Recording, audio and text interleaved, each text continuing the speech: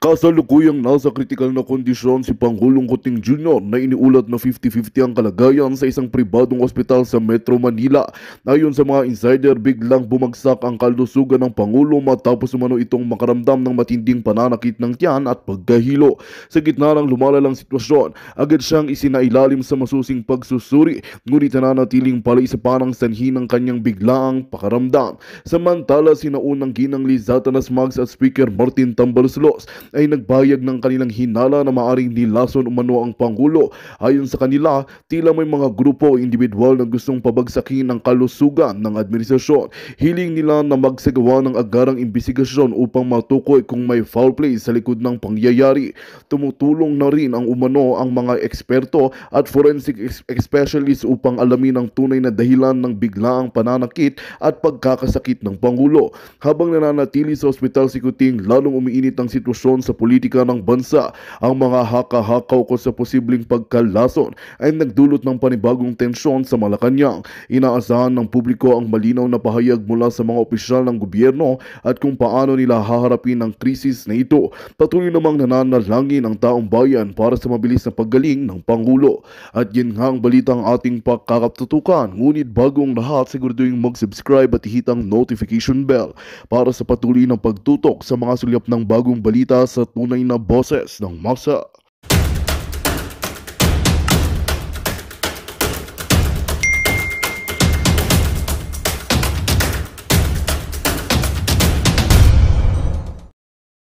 Nandun pa rin ako actually sa state na yon until now. Na, actually kanina before pa ako pumasok dito, nag-check ulit ako, binasa ko ulit yung mga screenshots ng mga items na blanco.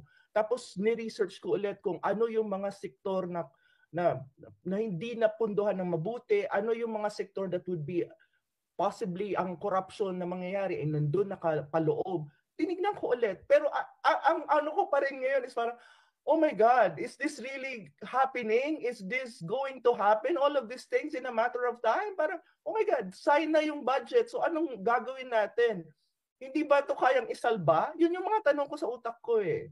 Na parang ngayon, parang hindi ko pa rin siya alam mo yun, you're in that process of trying to internalize everything, pero you are in that state na nasa-shock ka pa rin. Ganun ako, I'm not kidding. Parang, oh my God, is this happening in the Philippines? Na, parang ganon ang dating ko. Ang pakiramdam ko. Oo, na hindi na lang talaga mga DDS ang nag-iingay. No. Unang-una, yung INC naman, hindi DDS yan kasi sumuporta yan sa unity. At alam natin na yung INC, napakalapit ng founders niyan doon sa pamilya ng Marcos. No?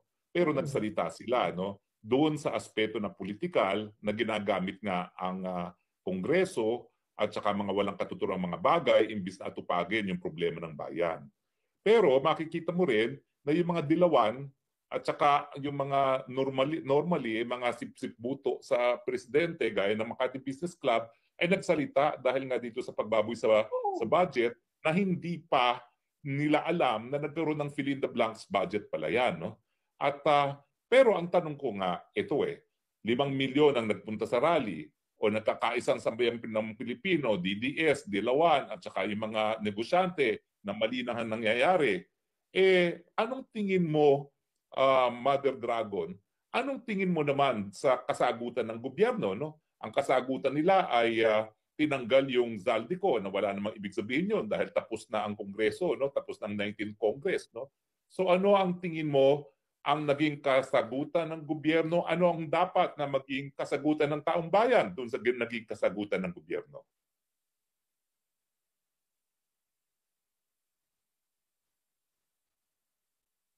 Okay naman. Okay naman.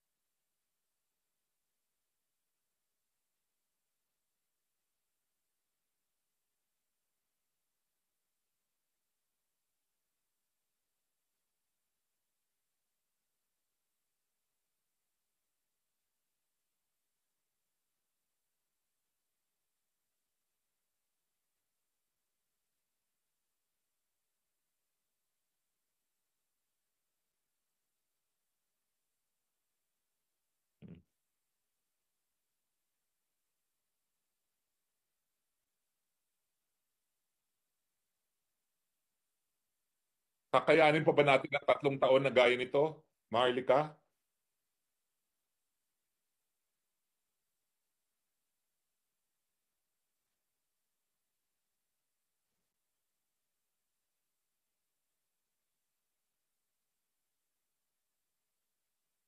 Okay. Okay. Well, sige. Prof. Ana, well, anong tingin mo dun sa logic na abay ang agang pinapunta mga iglesia doon sa Quirino Grandstand pero ang programa ay alas 4 wala pang 1 oras natapos na ang programa, no? Parang parang may inaantay yung iglesia bago sila nagsimula ng kanilang programa eh. Ang inaantay ba nila eh kahit papano eh magkakaroon ng mensahe ang administrasyon dahil alam naman nila na ito'y para sa kapayapaan at kapayapaan na ang bantay nanggagaling doon sa mga politiko, no? So sa tingin mo nabigo ba yung iglesia doon sa pag-aantay ng kahit anong mensahe galing sa administrasyon? At sa tingin mo ba eh katanggap-tanggap yung naging kasagutan na tinanggal lang si Zaldico? At anong tingin mo ang susunod na hakbang na gagawin ng iglesia matapos na linabas nilang panawagan nila, kapayapaan, itigil ang pamumulitika, atupagin ang problema ng bayan, pero ang sagot ay tinanggal lang si Zaldico. Ano tingin mo ang susunod na hakbang nila? I think naman sa akin kasi, una-una lang sagutin ko lang kanina spoke yung sinabi mo, no? Sa akin kasi, ang issue ng national budget at saka yung controversy at the moment na, the budget is surrounding the budget, it's not an issue of DDS, to be very frank. It's an issue of every Filipino. Yun ang dapat malinaw dito eh. Huwag natin tong gawing na Duterte faction, this faction, that faction. No, it's not like that eh. This is an issue of every Filipino. This is an issue of the whole country. Kaya lahat tayo may pakialam dyan. In the very first place, lahat tayo nagbabayad ng buwis. Ako nagbabayad ako ng buwis. My God, I'm not kidding. I'm studying, finishing my PhD, but still I'm paying taxes. So yun eh. Totoo naman eh. Yun naman talaga. Lahat tayo. So na medyo minsan na lang ako na parang minsan kinukuha nila na hindi DDS lang yan. No, it's not. Try to, kumbaga sa ating mga kababayan, tignan niyo ng mabuti yung mga issues na tinatalakay. Kasi baka naman makita niyo na ito talaga ay talagang legitimate issue ng bayan at ng bawat Pilipino. That's one thing. On the other hand, yung sinasabi niyo, spokes, na matagal nga, nag-umpisa ata sila ng mobilization, maaga pa kasi nag-open tayo ng ating broadcast around 8 o'clock. Tapos marami na tayong nakikita na nagmarcha sila, nakakuha tayo ng mga footages, tapos may mga na-interview tayo na pumupunta na doon sa iba't ibang panig ng Pilipinas na magsasali sa rally at even dito sa Manila. So pero hinintay nila hanggang alas 4. Imagine that, from 8 to 6 o'clock actually to around 4 o'clock before yung official program or yung programa talaga na may mga nag-speech and all that, ay parang ang tagal, 'di ba? Tapos nagkaroon na ng mass up yung mga tao, iba-ibang parte ng ng Pilipinas. So ano yung basa ko doon? Ang basa ko kasi, I think ang pamunuan ng INC, kasi ito ay INC led naman talaga na January 13 na rally, na peace rally, is naghihintay sila ng sagot galing sa gobyerno before pa sila magsalita or before pa mag-start yung program. Hinihintay nila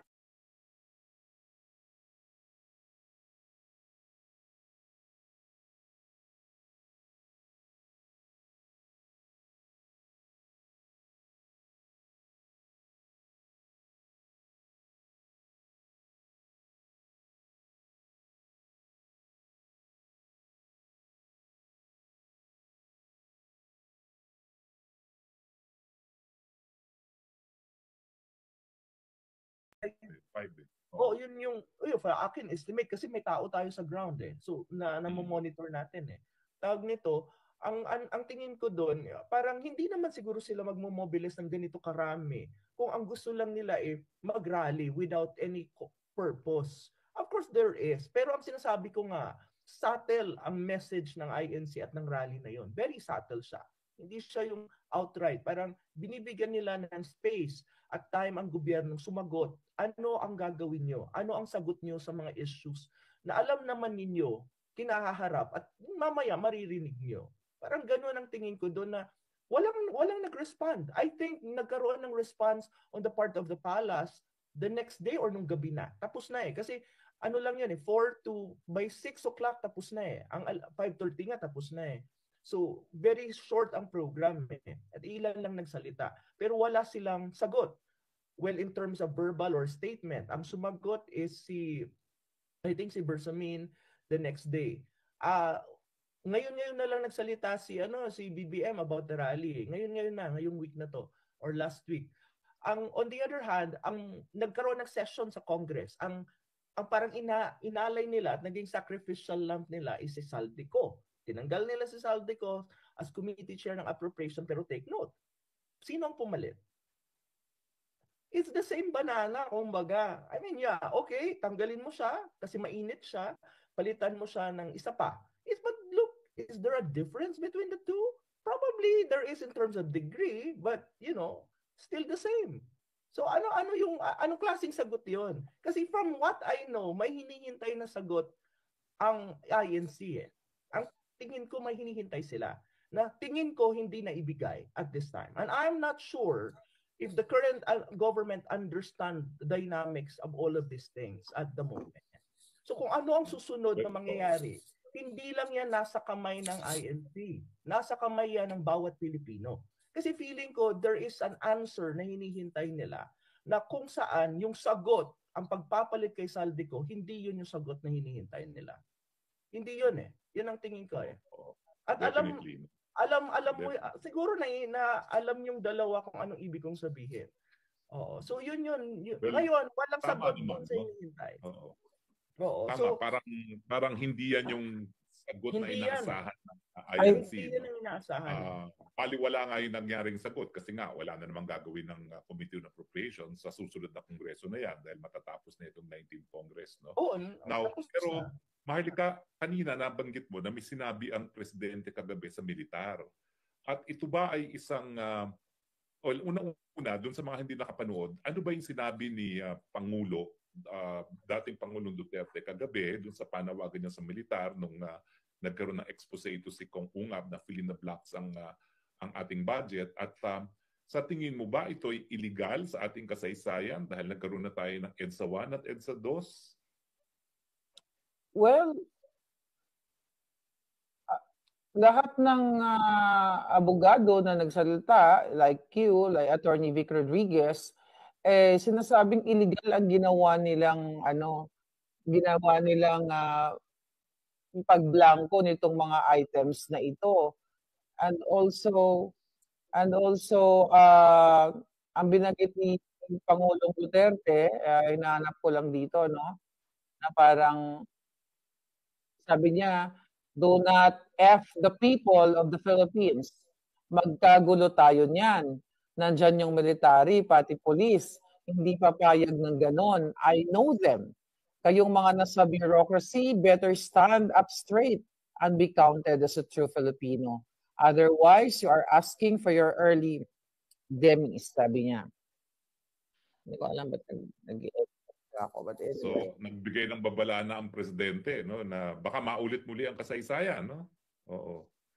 At kung mapapansin mo nga, no, yung kasaysayan parang nauulit kasi nung EDSA 1 at EDSA 2, doon din nagsalita yung mga konserbatibong mga negosyante ng Makati Business Club. Parang yung Makati Business Club, yan yung sukatan kung talagang puputok na yung bulkan. Oh, yes. Kahit hanggat maaari, yung mga mayayamang negosyante, hindi yan papalag sa gobyerno, no? Ang gusto nila picture-picture kasama ang presidente at ang first lady, no? Pero pag pumutok na yan, ibig sabihin, hindi nakakayanin, no? So, anong tingin mo sa crystal ball mo, Maharlika, bago natin napakinggan yung ating mga kababayan? Ang daming mga nakapila na, no? Si Rose Solid Maharlika, mukhang tingin ko, yan yung number 1 na nakapila dahil nagsimula tayo, nakapila na yan, no? So, anong fearless prediction mo, Maharlika?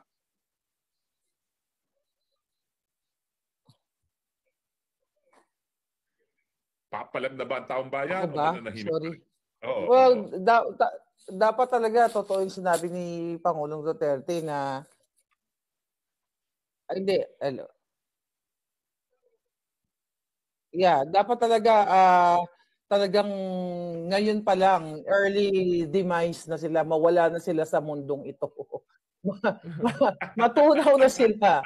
Yun ang gusto ko Alam mo, mangyari. kaya kita tinatanong ng ganyang mga bagay dahil nasa Amerika kayo. Yeah. Dapat talaga magurgur na silang lahat. Oo. Maglaho na sila ng bonggang-bongga. Kasi sobra na yung ginagawa nila kawawa yung mga Pilipino Oo nga, no? Parang... Anyways, Spokes, pakinggan na natin Ana. mga kababayan natin, no? Na ang daming nakapila ngayon, no? Mag-restart lang ako kasi ang daming, talagang sobrang nag-i-echo ko Babalik ako. Sige, ayusin mo na lang. Ayusin mo muna. Tama ba ako, Prof. Ana, na unang sumali sa atin itong si Rose Solid Maharlikan? Siya ba? Yes, ay mamaya. Before anything else, mag-ano lang akong bigay ko ng guidance sa ating mga kababayan, no? Na nandito sa Kongreso ng Mamamayang Pilipino. Lahat po kayo na may pagkakataon makapagsalita at makapagpahayag ng inyong mga saloobin at damdamin.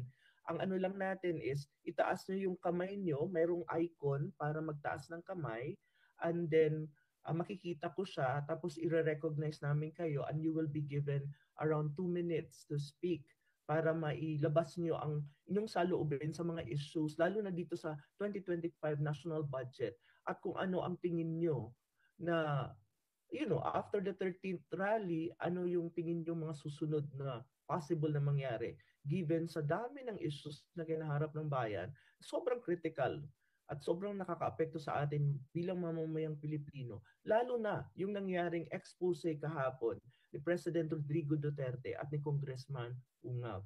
So right now, Spokes, since wala pa si Sis Maharlika, tawagin siguro muna si Rose Solid Maharlikan. Rose, you can unmute. Kaya mo nang mag-unmute si Rose? Opo. Can you hear me po? Okay. Yes, loud and clear. Okay po. Magandang hapon o umaga dyan sa iyo, Maharlika, sa inyo po, Prof. And Spokes Harry. Napakasimple lang po ng aking sasabihin. Ako po ay taxpayer. Isa po akong magulang. At di ba po, nasa rally din po ako, tayo ay nag-vlog doon at marami akong na-interview. Totoo po yun, Spokes Harry. Meron po ata silang inaantay. Kasi Sabado pa lang, yung iba doon ay nandun na po. At tapos napakaikli po ng programa. Di ba po, hindi na nga po ako masyado nakaakyat sa live dahil yung, yung signal issue. Pero lahat po ng mga nakausap ko doon ay parang may inaantay sila. Ang sabi niya, gusto niya sana magkasundo. Yun po yung word nang lagi pong may tatanungin ako. Yun po yung sinasabi nila, sana may magkasundo at mapakinggan tayo. Yun po ang lagi nilang sinasabi. Anong tingin mo? Ano ang dapat na susunod na hakbang ng taong bayan matapos na parang hindi napakinggan ang daing at kahilingan ng Iglesia ni Cristo at ng napakadaming kababayan natin? Actually, masaya naman po nung nagtapos yung ating programa ng INC doon. So, saksi po ako doon. Yung pag-exit ng lahat, naging successful. However po, sa tingin ko, dapat po magsama-sama na po regardless kung anong reliyon. Kung makaano ka man, kung DDS ka or what, ito po ay para sa Pilipino na. Sa atin na po, para sa future po ng mga anak natin. Lalo po ako, 3 po anak ko, Spokes, Prof. Ana, alam ni Maharlika yan, ni Claire. So that's why ako ay kusa na binibigay ko ang oras ko at sinasama, nais ko talagang sumali sa mga ganito at magpanawagan sa lahat. Kasi po hindi po lahat ay may social media eh. Kaya po minsan yung iba bumababa ako sa palengke, nagtatanong-tanong ako eh. Nag-survey po ako, Spokes. Hindi po lahat ay may social media, hindi po lahat nakikita yung ating ginagawa. At hindi po naman po lahat ang traditional media, hindi po pinapalabas ang totoong saloobin ng taong bayan. At doon po ako nanggigigil. Doon po ako nanggingit-ngit. Salamat, Rosa. Hindi ka lang ang Salamat, isang Rose. nangingit-ngit. Nanggigigil na po. Milyon-milyon tayong nangingit-ngit ngayon na sila lang ang nagpapastasa ngayon at samantalang karamihan sa atin naghihirap. Nag-hi nga Opo. pala sa atin si Gerson, no, dun sa mga text niya. No? So anyway, maraming salamat, Rose. No? Prof. Ana, sinong susunod nating Your Thank you Honor po. na tatawagin? Salamat, Your Honor. Ang susunod po natin na tatawagin is si Samsung SM1 146P. Please Samsung? unmute po. Oo, yan. Yeah. Magandang hapon po. May 2 Prof. minutes Ana. po kayo. Opo. Magandang hapon po, Prof. Ana at Attorney Harry. Magandang hapon. Kasama rin po natin si Maharlika. Inaayos lang yung kanyang sound system. Madam Maharlika, magandang hapon dito sa Pilipinas. Mm-mm. Magandang kung anong oras sa buong mundo. Ganito lang. Kahapon, unang bukas ko ng internet ko sa umaga, nakita ko yung expose ni Maganto na 777, 30-30-30. Matutulog pa yes, sana yung ako. 30-30-30. Opo. Ano po yung 30-30-30? I-explain nga po. Pag nag-host ka ng isang sorte, meron kang 30 million sa atap, may 30 million ka sa tupad, may 30 million ka sa AX. 90 million. Ang galing. Maliban pa dyan, sabi ni Maganto, Magalong, ni Mayor Magalong, sorry, pati pala yung mga medical mission dyan sa mga distrito, ang kontraktor, sila na, sila pa ang supplier.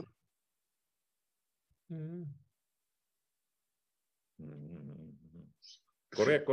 Ang kwento Talagang- niya yung mga diyan sa ano bang kali yan, sa yung packet ng Baguio, Cannon Road, no, yung mga dinalagay na net. Sila na kontratista, sila pa ang supplier. Oo. Opo.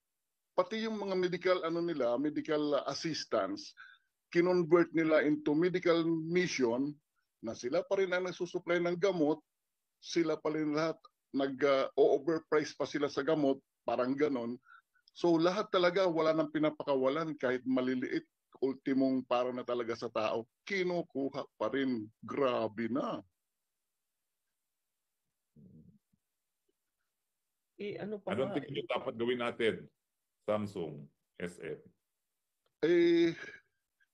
Dapat talaga magising na tayong mga Pilipino. Tama na at i-expose natin itong mga kalukuhan nila, kanilang pangangamkam sa pondo ng bayan. At ito pa, meron akong isang nabalitaan. Merong isang, sana hindi ito magkatotoo, sana hindi ito totoo, pero ang nagsabi mismo sa akin, yung pinaka-trusted ng isang kandidato. Kasi itong kandidato na ito, very, very, very close sa Malacanang. Very close siya. Magandang balita ang hatid namin sa inyo ngayong araw. Sa pagtatapos ng aming balitaan, nagbigay kami ng mga mahalagang impormasyon. Maraming salamat sa pagtutok at pagsuporta sa aming programa. Huwag kalimutang manatili sa mga susunod na araw para sa mga bagong balita at mga kwento na dapat nating abangan. Mula sa Boses ng Masa, magandang araw, Pilipinas!